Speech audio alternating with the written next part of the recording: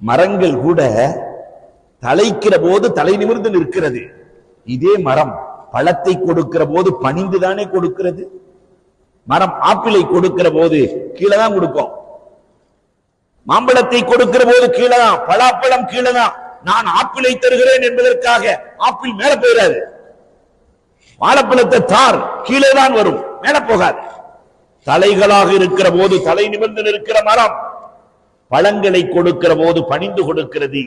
கல்வி வருகிற போது, பொருள் வருகிற போது, பதவி வருகிற போது, அந்தஸ்து வருகிற போது பணிய வேண்டுமே தவிர நிமிரக்கூடாது என்ற பாடத்தை நபிகள் நாயகம் இந்த உம்மத்திற்கு காட்டினார்கள்.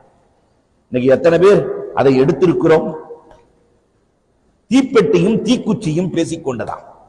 தமிழன் சில நேரத்தில் நல்ல ஒப்பீடு காட்டுவான். தீப்பெட்டியும் தீக்குச்சியும் பேசிக்கொண்டதாம். ரெண்டு பேரும் ஒரு வீட்டுக்குள்ளதான் இருக்கிறோம்.